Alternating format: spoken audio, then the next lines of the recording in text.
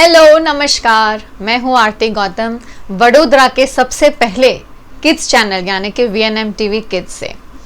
VNM TV kids की शुरुआत हुई थी 5 जून एनवायरनमेंट डे से और हम आपके साथ उस दिन जुड़े थे एक छोटे से कैंपेन को लेकर जो VNM TV का था, पौधा एक लगाएं। उस कैंपेन में बहुत सारे बच्चे हमारे साथ जुड़े और उन्होंने अपने बहुत ही सुंदर वीडियोस हमारे साथ शेयर किए जहाँ पर वो एक प्लांटेशन कर रहे थे। इसी कंसेप्ट के साथ जुड़ा है हमारा आज का ये टास्क और ये टास्क की डिटेल्स जो हैं वो मैं आपको बाद में दूंगी, लेकिन ये टास्क भी आज जुड़ा हुआ है VNM TV के उसी कैंपेन से। तो उस डिटेल्स के लिए आज हमारे साथ स्टूडियो में है गायत्री दीदी। नमस्ते गायत्री दीदी। नमस्ते और बच्चों नमस्ते। जैसे आरती ने बता ही दिया है कि हम एक टास्क लेकर आए हैं, बस उस टास्क के बारे में ज़्यादा जानकारी दे उससे पहले ये टास्क क्यों है उसके बारे में मैं बताना चाहूँगी। VNM एनवायरमेंटल एक्सीलेंस अवार्ड जिसकी शुरुआत हुई 2011 से और ये अवार्ड इसीलिए हमने घोषित किया था और देने की शुरुआत की थी कि जो छोटी छोटी कोशिश कर रहे हैं पर्यावरण को संजोने की, पर्यावरण को बचाने की अपने लेवल पे, उनको सराहा जाए। और जब सराहने की बात आती है तो अक्सर ऐसा कहा जाता है कि जो लोग काम कर रहे हैं उनको याद किया जाए, मगर लोग काम कर रहे हैं उसके साथ साथ में इंडस्ट्री काम कर रही है, सोसाइटी मिलकर काम करती है, स्कूल काम करते हैं। उसी सोच के साथ में अलग अलग कैटेगरीज में इस अवार्ड को हमने बांटा और वो कैटेगरी भी मैं आपको बता दूं ताकि आपको भी ख्याल रहे कि ये कैटेगरी में आप भी हिस्सा ले सकते हैं। तो सबसे पहला, हम कृषि प्रधान देश से हैं और भारत वैसे भी कृषि के लिए जाना जाता है। तो जो पहली कैटेगरी है वो है प्रोग्रेसिव फार्मिंग और प्रोग्रेसिव फार्मिंग में किसानों को, जिनकी बदौलत हम हमारी ज़िंदगी को इतनी आसानी से जी पाते हैं, वो किसान जो हमारे लिए दिन रात मेहनत करते हैं, उनको सराहने की कोशिश का नाम है प्रोग्रेसिव फार्मिंग और VNM एनवायरमेंटल एक्सीलेंस अवार्ड। दूसरी कैटेगरी है ग्रीन वर्क प्लेस जिसमें इंडस्ट्री और ऑफिसेस के लोग हिस्सा ले सकते हैं। इंडस्ट्री को अक्सर हम लोग देखते रहते हैं कि धुआं छोड़ती है, गंदा पानी बहाती है, बहुत सारी चीज़ें हम नेगेटिव सोचते रहते हैं, मगर इंडस्ट्री के बिना हमें चल भी नहीं सकता क्योंकि औद्योगिक इकाइयाँ नहीं होगी तो हमारा जो आर्थिक विकास है वो कैसे होगा। इसीलिए औद्योगिक इकाइयाँ बहुत ज़रूरी है। तो जो इंडस्ट्री अपने प्रोडक्शन के साथ साथ में पर्यावरण को संजोने की कोशिश करती है वो इसमें हिस्सा ले सकते हैं। ऑफिसेस जो लोग चलाते हैं, ऑफिस में रहकर पर्यावरण को संजोने की कोशिश करते हैं, वो इसमें हिस्सा ले सकते हैं। ग्रीन रेसिडेंशियल सोसाइटी, जी हाँ, हम सब मिलकर जो पर्यावरण को संजोने की कोशिश करते हैं, हर सोसाइटी अपनी अलग अलग मुहिम चलाती है, वो सोसाइटी इसमें हिस्सा ले सकती है। इंडिविजुअल, आप एक अकेले हाथों से क्या करते हैं पर्यावरण को संजोने के लिए, वो हर व्यक्ति इसमें हिस्सा ले सकता है। NGO, और वैसे भी NGO बहुत सारे अवेयरनेस के कार्यक्रम करता रहता है, कई सारे NGOs हैं शहर के जिनको हम अभी तक अवार्ड दे चुके हैं। स्कूल बच्चों को सिखा रही है पर्यावरण को संजोने और खुद भी पर्यावरण बचाती है, ऐसी स्कूल इसमें हिस्सा ले सकती है। और innovative project on save environment, इसमें स्कूल के बच्चे जिन्होंने सेव एनवायरनमेंट के लिए प्रोजेक्ट्स बनाए हैं, कॉलेजेस के बच्चे जिन्होंने सेव एनवायरनमेंट पे प्रोजेक्ट्स बनाए हैं, वो इसमें हिस्सा ले सकते हैं। एक और अहम बात बता दूं, मैंने जिक्र तो किया कि कौन से वर्ष में इसकी शुरुआत हुई थी, 2011 में। तो ये हमारा 10वां अवार्ड है। क्योंकि कोविड समय है तो हमने कहीं ना कहीं इसे थोड़ा सा डिले किया कि शायद कुछ हालात बदलें और हम कुछ कर पाएँ, मगर हालात नहीं बदल रहे हैं। इसीलिए ये इस बार का एनवायरमेंटल एक्सेलेंस अवार्ड होने जा रहा है। तो इस अवार्ड में आप सबका स्वागत है और आप सब हिस्सा लीजिए। और अब आरती कुछ बताएगी कि जो हम टास्क लेकर आए हैं उसके बारे में थोड़ा बहुत फिर मैं फिर आपको बताती हूँ कि किस तरह इस टास्क में आप जुड़ सकते हैं। जी आरती। थैंक यू दीदी डिटेल्स के लिए। एंड जिस तरह उन्होंने बताया कि हर सेक्टर के लिए उन्होंने VNM TV ने एक बनाई है, लिस्टिंग की हुई है, जैसे उन्होंने अभी डिस्क्राइब किया आपको। हमारे जो बच्चे हैं किड्स चैनल के बहुत छोटे हैं, इस मुहिम में यानी कि इस कंपटीशन का हिस्सा वैसे नहीं बन सकते, लेकिन ये टास्क के थ्रू ज़रूर बन पाएंगे। जिस तरह दीदी ने बताया कि पर्यावरण बचाने के लिए हर रोज़ एक छोटी कोशिश ज़रूरी है, उसी तरह से बच्चों में भी बहुत ही यंग एज में अगर पेरेंट्स या स्कूल इंस्टीट्यूशंस मिलकर इस चीज़ को बहुत पहले ही स्टेज पर एनकरेज करें, बच्चों को इम्पोर्टेंस बताया जाए कि एनवायरनमेंट क्या है, क्यों इम्पोर्टेंट है, और अच्छे एनवायरनमेंट की हमारे ऊपर या सोसाइटी के ऊपर किस तरह के उसके ड्रॉबैक्स होते हैं या उसके पॉजिटिव चीज़ें होती हैं। अगर वो हम पहले से ही बच्चों को बताएं तो शायद ये चीज़ बहुत अच्छी और लंबी चलेगी। और ये पर्यावरण आज हमारे पास है, लेकिन कल तो हमारे बच्चों के पास जाने वाला है, तो क्यों ना इसे सुंदर बनाया जाए, इसे और ग्रीन बनाया जाए और इसे पोल्यूशन फ्री बनाया जाए, ताकि हमारी आने वाली पीढ़ियां जो हैं वो इसका बहुत अच्छे से पॉजिटिवली उपयोग कर सकें। तो ये जो हमारा आज का टास्क है उसका नाम है पर्यावरण संजोने नन्हे हाथों की बड़ी कोशिश। लेकिन अभी तक का हमारा जो भी आपके साथ रिलेशन रहा है, अभी तक के जितने भी टास्क आपने किए हैं, बच्चों ने भेजे हैं, पेरेंट्स ने भेजे हैं, बहुत ही सुंदर एक्टिविटीज़ हमारे साथ हम तक आई हैं, लेकिन उनके जो वीडियोस पेरेंट्स अभी तक शूट करते आए हैं उसमें कहीं ना कहीं कुछ पॉइंट्स ऐसे रह जाते हैं जहाँ पे शायद बैकग्राउंड सही नहीं है, लाइट ठीक नहीं है, साउंड ठीक नहीं है, तो हमें टेक्निकल पॉइंट से बहुत सारी उसमें लेट गो करना पड़ता है, जो अब हम सोच रहे हैं कि ना करना पड़े। और इसी चीज़ के ऊपर गायत्री दीदी हमें डिटेल्स देंगे कि आपको अगर ऐसा वीडियो शूट करना है बच्चों का, जो अब मैं आपको बाद में डिटेल्स देती हूँ, तो किस तरह का वीडियो करना चाहिए पहले हम वो जान लेते हैं और उसके बाद इसकी डिटेल्स लेते हैं। जी दीदी।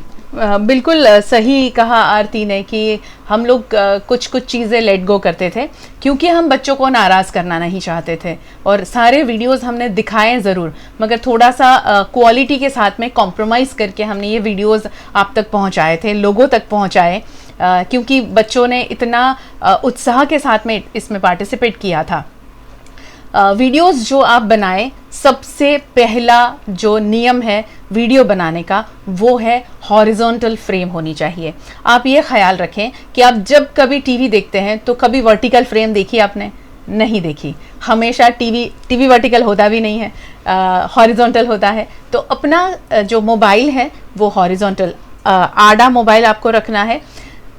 आपके ऊपर यानी कि आप जहाँ खड़े हैं तो आपके फेस पे लाइट आनी चाहिए, नहीं कि आपके बैकग्राउंड में लाइट, यानी बैकलाइट ज़्यादा होगी तो आप आगे खड़े हैं तो आप ब्लैक दिखेंगे और पीछे सब कुछ वाइट हो जाएगा। तो आपने जितने वीडियोस भेजे थे उसमें आपने शायद मार्क भी किया होगा कि बच्चे इतना अच्छा वो बना रहे हैं। एक रेसिपी के लिए हमने जो टास्क दिया था तो उसमें इतना बढ़िया वीडियो था वो, मगर वो यानी रेसिपी बहुत अच्छी थी, मगर उसमें वीडियोस में इतनी बड़ी दिक्कत थी कि पीछे इतनी हार्श लाइट थी कि बच्चे का फेस हम दिखा नहीं पाए। उसका बहुत दुख है। तो हम ये याद रखें कि आपको कैमरा, आपका मोबाइल हॉरिजॉन्टल रखना है, बैक लाइट ज़्यादा नहीं होनी चाहिए, आपके फेस पे जहाँ लाइट आ रही है वहाँ उस कोने में आप शूट करें। और जो भी वीडियो आप बनाते हैं तो हमेशा ये ख्याल रखें कि हम जहाँ खड़े हैं बैकग्राउंड जो है वो अच्छा होना चाहिए। हम जब फ़ोटो क्लिक करते हैं तो हमेशा सोचते हैं अच्छा ये जगह बड़ी अच्छी है, यहाँ कोई पॉट रखा है, कोई ग्रीनरी है पीछे, वॉल अच्छी है, तो वहाँ हम खड़े रहते हैं और फोटोग्राफ्स लेते हैं। तो ये ख्याल रखें कि हमारा जो बैकग्राउंड है वो अच्छा होना चाहिए, हमारे फेस पे लाइट होनी चाहिए। कैमरा जब आप यूज़ कर रहे हैं, मोबाइल यूज़ कर रहे हैं, तो वो ज़्यादा हिले नहीं, शेकी पिक्चर आती है तो वो देखने वालों को मज़ा नहीं आता। तो ध्यान रखें कि कैमरा ज़्यादा हिले नहीं, वो ख्याल रखें। अगर आप बहुत ज़्यादा दूर से शूट कर रहे हैं तो उसका ख्याल रखें, ताकि क्योंकि आपका बच्चा कुछ बोल रहा है तो वो ऑडियो आपका मोबाइल कैप्चर नहीं करेगा। राइट। अच्छा, तो उसका ख्याल रखें कि आप बहुत ज़्यादा दूर से उसे शूट ना करें, क्योंकि हमें आजू बाजू की चीज़ें तो दिखानी नहीं है। आप नज़दीक जाके बच्चे का फेस आए उतनी फ्रेम बनाएं आप 1/3 जैसी, और फिर उसे शूट करें ताकि बच्चे की आवाज़ अच्छी कैप्चर होगी, वीडियो भी अच्छा बनेगा और बच्चा ज़्यादा खुश होगा। मुझे ऐसा लग रहा है कि ऐसी एक्टिविटी में बच्चा पार्टिसिपेट करने के लिए हमेशा उत्साही रहेगा। बिल्कुल सही है। और एक पॉइंट आई थिंक मैंने ही दीदी से सीखा है कि अगर आपके वहाँ फैन का साउंड ज़्यादा है तो वो भी आपके ऑडियो में बहुत डिस्ट्रक्ट होता है, तो वो भी आप देखिए, अगर आप उस टाइम पर फैन ऑफ कर सके या AC माइल्ड आप चला सके, जहाँ आवाज़ साउंड जो है वो आपकी वीडियो में बीच में हिंड्रेंस ना करे, इसीलिए। जी, दूसरी कोई एक्टिविटी चल रही है तो उसे भी अवॉइड करें जी। घर में हैं हम तो खाना बन रहा है, कुकर की सीटी बजी तो उस वक्त पे अवॉइड करें कि ऐसे सारी चीज़ें आप अर्ली मॉर्निंग करें या आफ्टरनून में करें, ताकि घर में थोड़ी सी आवाज़ कम हो, कोलाहल कम हो, तो उसका भी ख्याल रखें।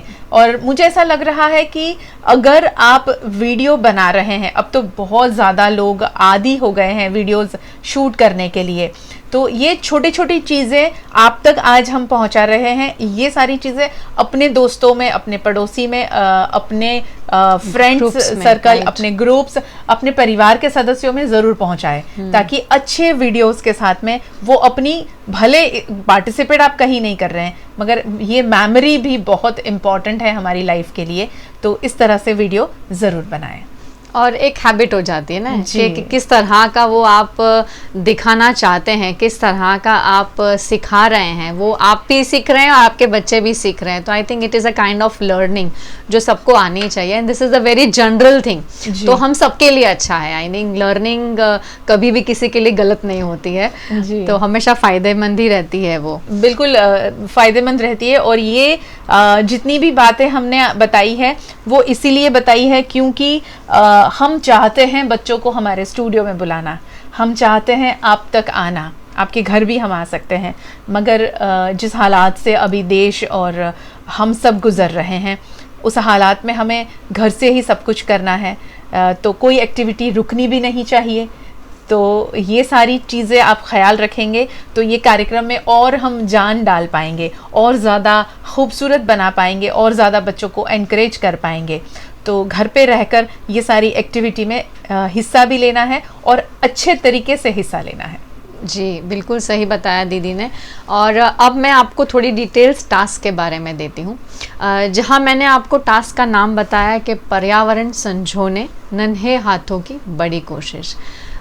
ये टाइटल सुन के आपको समझ तो आ ही गया होगा कि हम क्या कहना चाहते हैं। ये इसी इम्पोर्टेंस के साथ लाया गया है कि हम आज से और अभी से अपने बच्चों में सेफ एनवायरनमेंट का जो एक जज्बा है वो जागरूक करें, और अभी से उनको हमारे साथ पार्टिसिपेट करवाएं ये सब चीज़ों में, ताकि आगे चलकर वो बच्चे, आज हमारे बच्चे सीख रहे हैं, कल वो अपने फ्रेंड्स को मोटिवेट करें, उनके फ्रेंड्स को मोटिवेट करेंगे, और इसी तरह ये चेन चलती रहे और हमारा एनवायरनमेंट जो है वो सेफ़ रहे, सिक्योर रहे और हेल्दी रहे हम सबके लिए।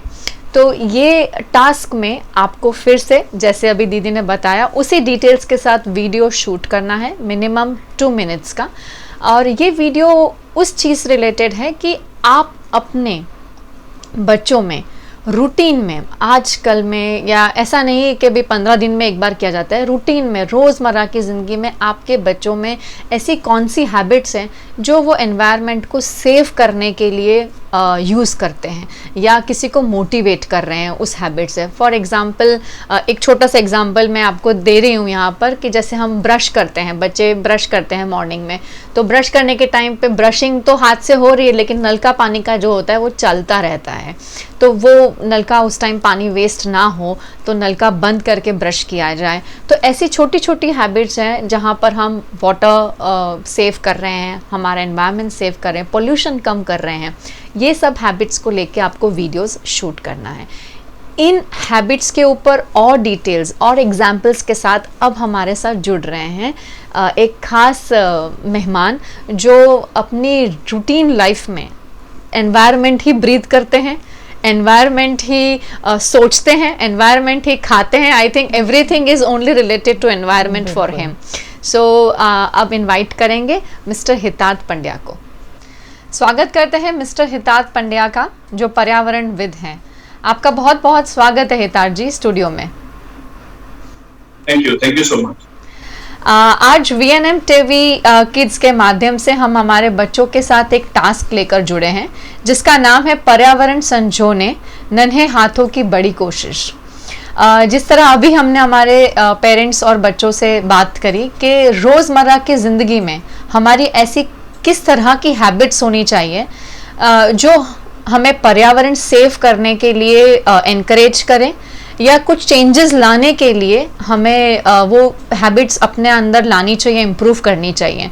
तो वो कुछ आइडियाज़ के लिए हम आपके साथ जुड़े हैं हितार्थ जी. जैसे आप बच्चों के साथ रूटीन में काफ़ी काम करते हैं पर्यावरण को लेकर, तो क्या कुछ ऐसे ही हैबिट्स या कुछ एग्जाम्पल्स आप हमारे साथ शेयर कर सकते हैं, जिससे हमारे बच्चों को ऐसे वीडियोस शूट करने में भी आसानी रहेगी?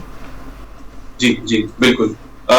मैं पहले तो ये बोलना चाहूंगा कि बच्चे जो मैं ऐसा मानता हूँ कि बच्चे बड़े काम करते हैं और हम लोग जो बड़े होते हैं वो छोटे छोटे काम करते रहते हैं.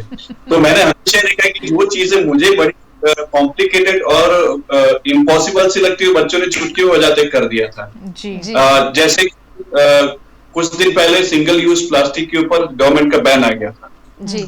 तो मुझे ऐसा लगा क्योंकि हम बच्चा जब ग्रेड 4 में आता है तब से हम उनको बोलते हैं कि पर्यावरण को लेके हमारी आदतें क्या होनी चाहिए. तो संत कबीर स्कूल जो है वहां पे तो बच्चों की आदतें कुछ ऐसी हो गई है कि वो लोग अपने माता पिता को बताते रहते हैं. तो सिंगल यूज प्लास्टिक है तो उनकी सोच जो थी वो एक लेवल आगे की थी. जी. उन्होंने तो ये बोला कि सर हमने तो प्लास्टिक यूज करना बंद, लेकिन अब हमारी जिम्मेदारी है कि औरों को मना करें. करेक्ट. तो इनिशिएटिव, जैसे हमारे स्कूल में एक लड़का था, उसने, और ये सारी घटनाएं तो मुझे बाद में जब बात में से बात निकलती है तो मुझे पता चलता है. तो उस लड़के ने अपने घर के सामने जो दुकान थी, किराने की दुकान थी, वहां पे वो हमेशा देखता था कि वो जो दुकान वाले भाई साहब थे वो लोगों को प्लास्टिक देते भी थे और उसके दुकान के आसपास जो भी कचरा कूड़ा करकट जो होता उसमें प्लास्टिक उसको भी वो जलाते थे. जी. तो कुछ दिन के ऑब्जर्वेशन के बाद उसको ऐसा लगा कि गलत हो रहा है. तो वो उस दुकान वाले भाई साहब को मिलने गया, उनको नम्र विनती की और कि आपको इस तरह से प्लास्टिक जलाना भी नहीं चाहिए और उसको लोगों को जो आप देते हो वो भी बंद करें. क्योंकि उनकी खुद की मम्मी वहां पे ले नहीं जाती, तो वो तो थैली लेके जाती थी, क्योंकि बच्चे ने उतना काम तो किया कि मम्मी को थैली लेके भेजता था वो. जी. तो ये पूरी जो घटना है वो 10 दिन तक चली. हर दूसरे दिन वो लड़का उसके पास मिलने जाता था, उसको रिक्वेस्ट करता है, और बच्चों की जो रिक्वेस्ट होती है उसको मना करना बहुत डिफिकल्ट होता है. अगर कोई छोटा बच्चा आके 1 दिन 2 दिन ऐसा 10 दिन आपको मना करता है तो वो आपको बदलना पड़ता है.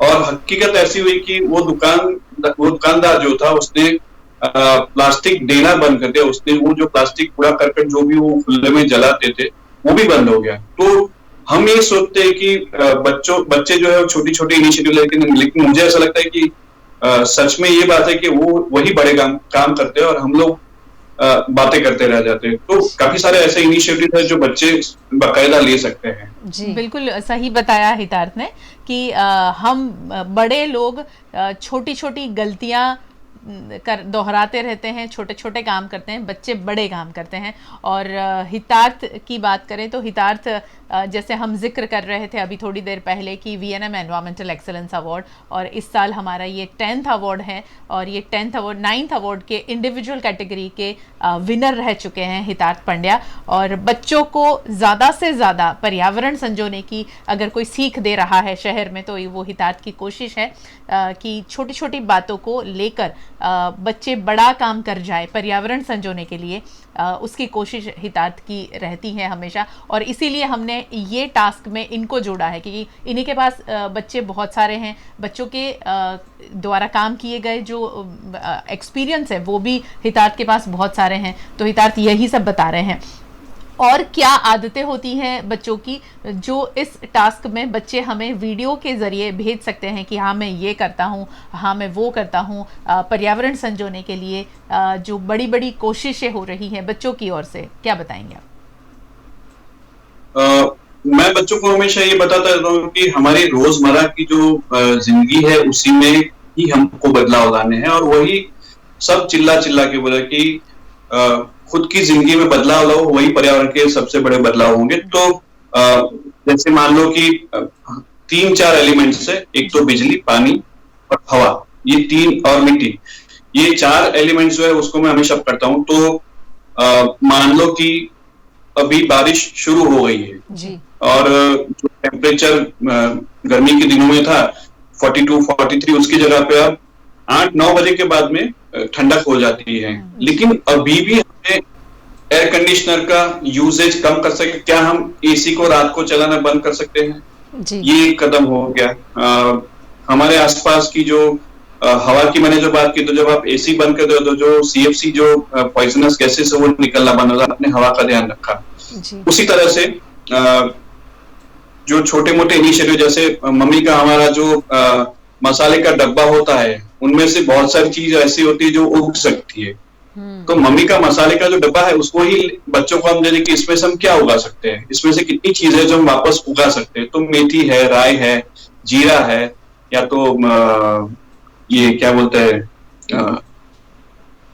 अजमा बोलते हैं, अजवाइन बोलते हैं जिसको। अजवाइन, अभी बारिश का मौसम है, अजवाइन अगर आप उगाते हैं तो अजवाइन के पत्ते के पकौड़े बहुत अच्छे बनते हैं, पकौड़े भी अच्छे बनते हैं। बिल्कुल बिल्कुल। तो ये सारी चीजें ऐसी है कि अब ये छोटी चीज है कि मेरी माँ का मसाले का डब्बा है, उसको ही मैं रिप्रोड्यूस कैसे कर सकता हूँ, उसी के अंदर जो चीज है क्या वो उग सकती है कि नहीं, वो प्रयास तो हो सकता है। जरूरत है वो सिर्फ एक छोटी सी शुरुआत करने की। जैसे आप शुरुआत करते हो तो आपको दिशा मिलती रहती है। तो काफी सारे ऐसे बच्चे मेरी स्कूल में भी है जिन्होंने ऑलरेडी कर चुके हैं, और ये आसान है, ऐसा नहीं है कि नहीं हो सकता है।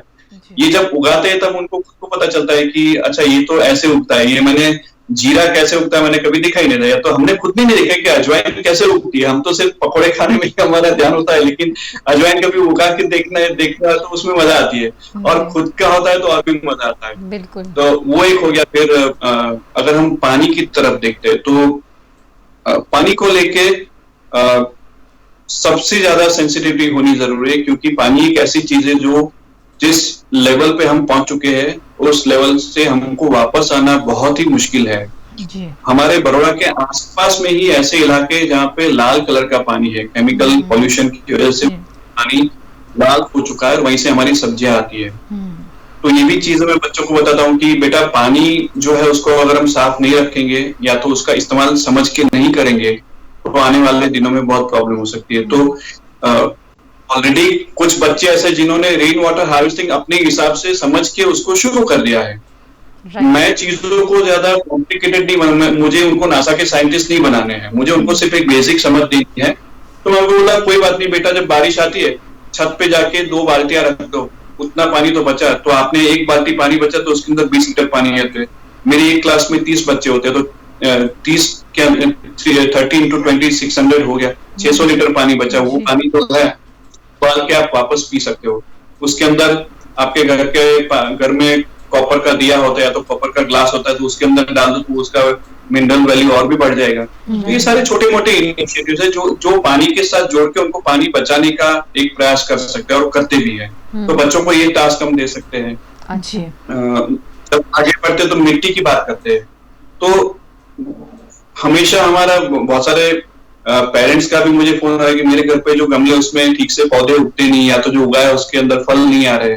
तो मैं उनको वही बोलता हूँ कि आप ऐसा एक काम करो कि आप 10 दिन तक सिर्फ रोटी ही खाओ, आप उसके साथ में सब्जी या तो और कोई कंटेंट मत लेना, तो आपकी हालत क्या होगी। तो फिर उनको समझ में आता है कि हाँ मिट्टी को भी सारे मिनरल्स और न्यूट्रिएंट्स की जरूरत पड़ती है। तो मिट्टी के बारे में बच्चे इनिशिएटिव है कि मिट्टी को वापस फर्टाइल बनाने के लिए आप क्या कर सकते हैं। ये सारी एक्टिविटीज ऐसी है जो आपके घर में बैठे बैठे हो सकती है। आपकी मम्मी का जो किचन वेस्ट है वही आपकी मिट्टी का सोना है, तो ये एक्टिविटी भी हो सकती है कि आप अपने घर की सॉइल है उसको किस तरह से फर्टाइल कर सकते हो। अगर ये कंसेप्ट एक बार वो सीख गया तो उसको जिंदगी भर वो दिमाग में क्लियर हो जाता है कि आगे जाके मुझे बड़े पैमाने पे मैं क्या कर सकता हूँ। बिल्कुल सही है। तो मिट्टी के लिए कर सकते हैं।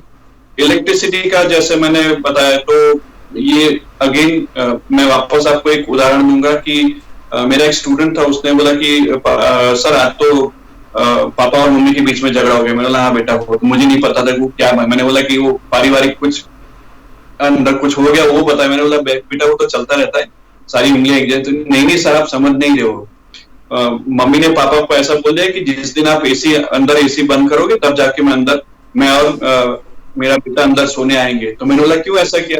बोले सर एसी की जरूरत ही नहीं, इलेक्ट्रिसिटी ऐसे ही हम लोग वेस्ट कर रहे हैं, इस ठंडी में एसी की जरूरत ही नहीं है, तो क्यों ऑन कर रहे हैं पापा? तो मैंने पापा मम्मी दोनों सोचे, तो मैंने उनको मना किया कि अभी एसी की जरूरत नहीं है। राइट।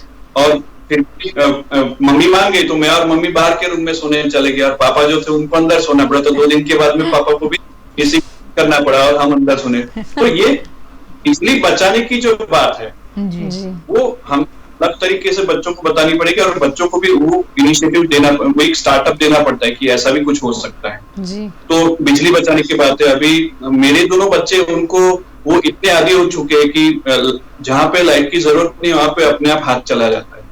वो कैसे आता है कि तुमको उनको बोलना पड़ता है कि लाइट बंद कर दो, करेक्ट, हमारे ही फायदे में, राइट। तुम्हारे।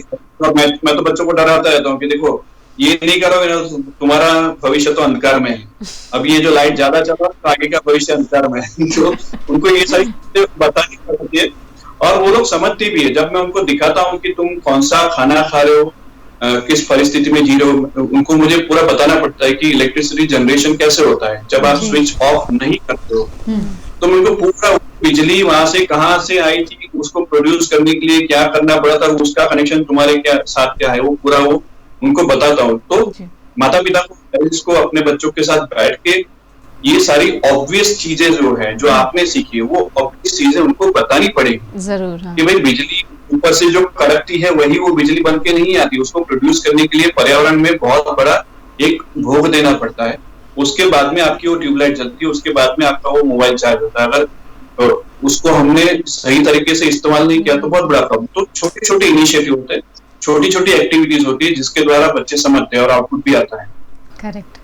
थैंक यू हितार जी, बहुत ही हैंडफुल टिप्स आपने हमें दी हैं। एक प्रश्न इसको जुड़कर मेरे पास है जो मैं आपको पूछना चाहती हूँ कि ये तो आप जिन बच्चों के साथ, ग्रुप के साथ काम कर रहे हैं, वो बच्चे आपके साथ रह रह के इतने मोटिवेट हो गए हैं कि हर जगह पर पर्यावरण को पहले देखते हैं। पर अभी भी बहुत सारे बच्चे ऐसे हैं जो इसे इतनी इम्पोर्टेंस नहीं देते हैं। तो इन बच्चों को आप रूटीन में कैसे मोटिवेटेड रखते हैं कि ये इसके साथ जुड़े रहें? इन्हें जुड़ना भी तो बहुत जरूरी है ना। आपका मोटिवेशन, आपका इंकरेजमेंट या पेरेंट्स का इंकरेजमेंट उनको किस तरह से आप, यानी आप पेरेंट के साथ भी डील करते हैं बच्चों को मोटिवेशन के लिए, किस तरह से ये इंटरलिंक है, कुछ उसके ऊपर आप बता सकते हैं? मेरे ख्याल से आप अभी जो कर रहे हैं वो सबसे बड़ा कदम है। आप हजारों लाखों लोगों तक पहुंच रहे हैं जी। मैं जो बता रहा हूँ, अगर मैं इस रूम में अकेला बैठ के बोलता तो शायद दीवारें सुनती, लेकिन मैं आपके सामने और आपके साथ में लाखों लोग जुड़े हुए हैं। बिल्कुल। तो आपका काम है वो बहुत बड़ा है। उसी तरह से अब हम ऐसे ईरा में जी रहे हैं जहाँ पे हमारे पास एक स्मार्टफोन है और उसके अंदर हाई स्पीड डेटा भी है जी। मैं बच्चों को हमेशा ये बोलता हूँ, हमेशा ये डिबेट होती है कि बच्चों को मोबाइल से दूर रखो, उससे बहुत विपरीत असर होती है।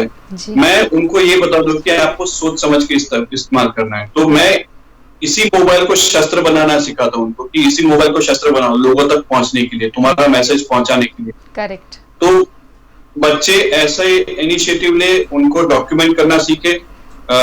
3-4 स्टेप सिंपल होते हैं कि आपको किस तरह से वीडियो शूट करना है, किस तरह से फ्रेम रखनी है, जो गायत्री मेरे ख्याल से बच्चों को बहुत अच्छे से समझा सकती है जी। तो ये 4-5 टिप्स दे दे और बच्चों को आप वीडियो बनाना सिखा दे तो उनका जो मैसेज है लाखों लोग तक पहुंच सकता है। आपने बहुत सारे वीडियो देखे जहाँ पे एक छोटे बच्चे की आर्ग्यूमेंट है वो दिल तक पहुंच जाती है जी। सही है। ऐसे बहुत सारे छोटे बच्चों की वीडियो हमने देखा है जी। वो सबसे ज्यादा अपीलिंग होता है, तो उसी को क्यों ना हम यूज करें। यही मोबाइल है जो हमारा दुश्मन है, उसी को हम टूल यूज कर सकते हैं, उसको शस्त्र बना सकते हैं। बिल्कुल सही। पर्यावरण के लिए शस्त्र बना सकते हैं। तो मैं तो बच्चों को सिखाता हूँ कि आप जो भी इनिशिएटिव लेते हो उसको डॉक्यूमेंट करना सीखो। आप जो कहना चाहते हो खुल के बताना सीखो। तो आने वाले दिनों में मेरे ख्याल से गायत्री के पास एंकर जो होंगे वो मेरे ख्याल से 7वीं 8वीं कक्षा के एंकर भी हो सकते हैं। बिल्कुल। उनको तो उनको बताना पड़ेगा कि मास मीडियम जो है उसको समझ के उसको सेंसिबली यूज करो। आप जो भी इनिशिएटिव ले रहे हो, आपने कुछ इनिशिएट किया है, आपने बिजली बचाने का या तो पानी बचाने का एक छोटा प्रयास किया, उसको डॉक्यूमेंट करना सीखो और उसको लोगों तक पहुंचाना सीखो जी। और बहुत सारे ऐसे बच्चे हैं भी जिन्होंने अपना खुद का यूट्यूब चैनल भी है उनका, या तो मम्मी पापा के नाम पे ऐसा कुछ करके भी वो लोग मैसेज तो पहुंचाते ही है जी। हम लोग ऐसा मानते यूट्यूब और जो भी सोशल मीडिया है वहां पे एज रिस्ट्रिक्शन है, लेकिन उसके साथ में हमको ये भी समझना जरूरी है कि आज का जनरेशन सुपरसोनिक स्पीड पे चल रहा है। करेक्ट। अगर सारी पेज पे हम सारी चीजें डिसीजन लेंगे या तो रिस्ट्रिक्शंस रखेंगे तो गलत कर रहे हैं।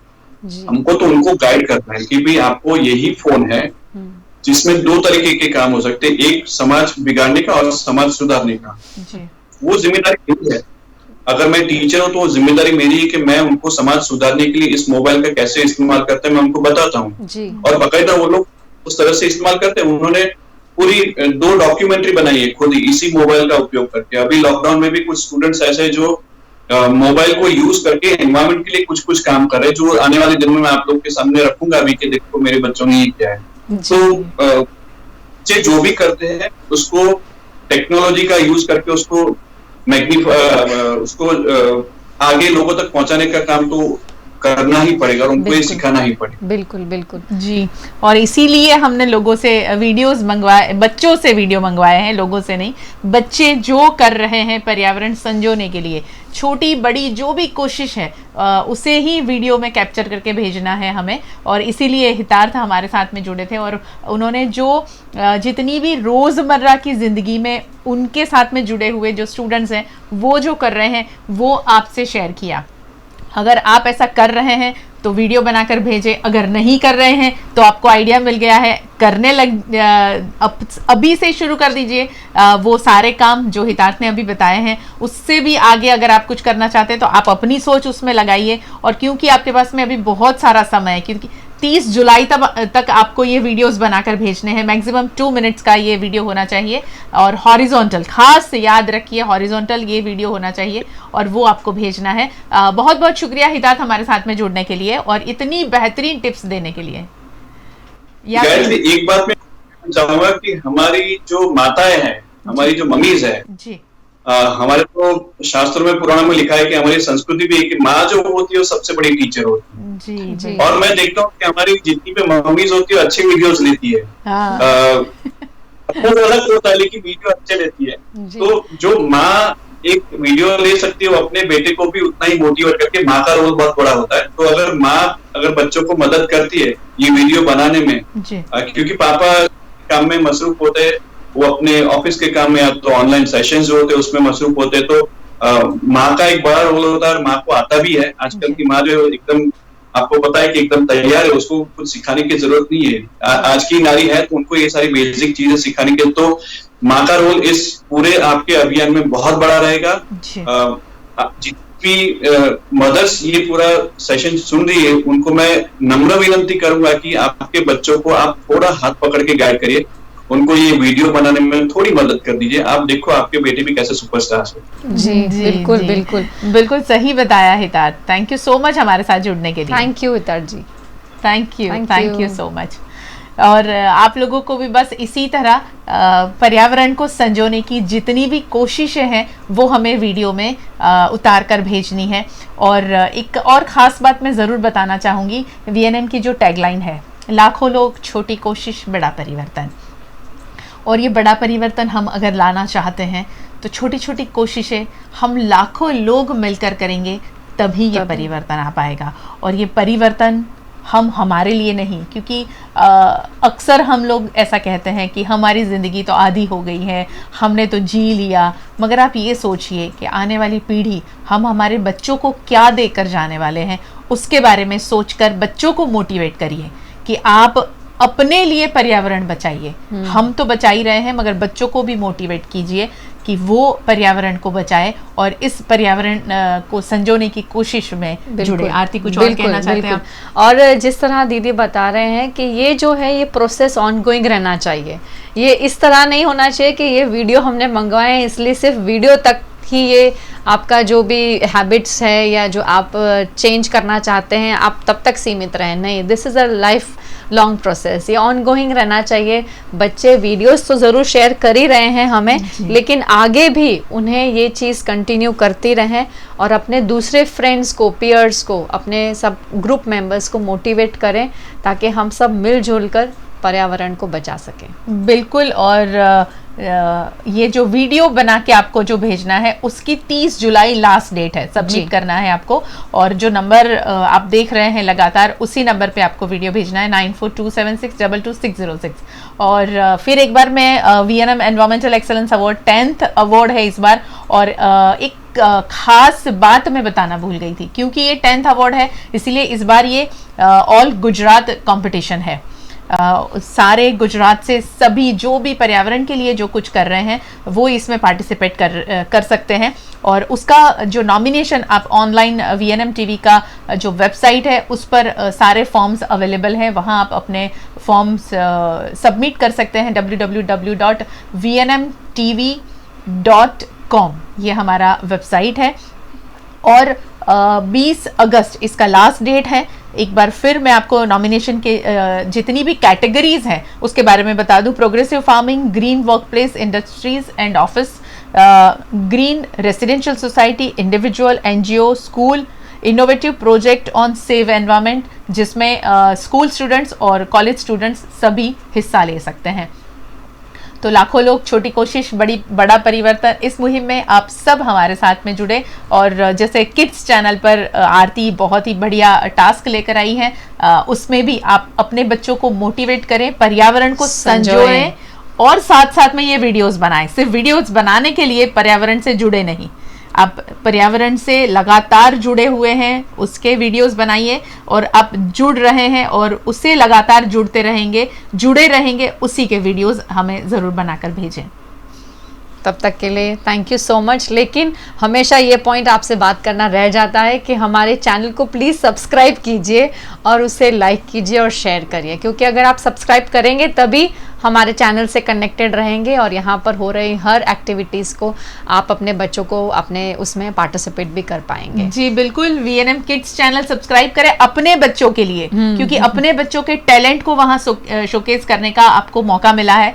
ये गुजरात का सबसे पहला और वडोदरा का सबसे पहला किड्स चैनल है। जी बिल्कुल। तो अपने बच्चों के लिए सब कुछ है, तो सब्सक्राइब करें और VNM TV का न्यूज़ चैनल भी सब्सक्राइब करें ताकि ऐसी सारी एक्टिविटीज़ से आप हमारे साथ में जुड़े रहें और न्यूज़ से भी अपने आप को अपडेट रखें। नमस्कार। नमस्कार।